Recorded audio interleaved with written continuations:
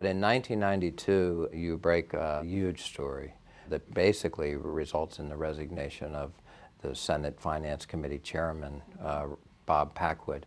I often say to people that I can see Washington much more clearly from Boston. And, you know, this was a story that I saw that could have been done by anyone in Washington if they decided they wanted to do it.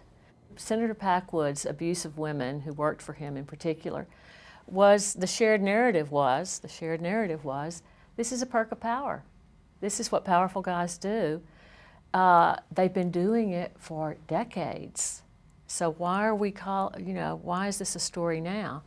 And in fact, I believe that the Packwood story that I did with Charlie Shepard at the Post, you could not have gotten that story in the Washington Post in previous years, before the Anita Hill, Clarence Thomas hearings. That was really, as you know, right, a watershed moment. Watershed moment, where she testified, the Supreme Court nominee at the time, Clarence Thomas, that he had sexually harassed her while chairman of the EEOC, the Equal Employment Opportunity Commission. Right. And you remember, I'm sure, the country just was frozen. And that was in 1991, right? Yes. And so fall of 1991. So you do your story on Packwood that it first appears November 22nd, 1992. So it is on the heels of that watershed moment. But you could never have you could not have gotten the Packwood story in the Washington Post or any other major newspaper in 1990.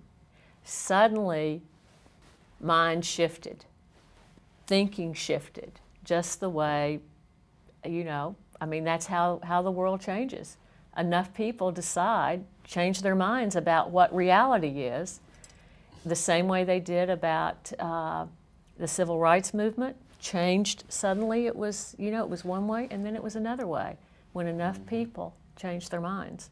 And that's another reason, just as an aside, that a power I see of journalism, which is to provide people information, to be able to shift people's consciousness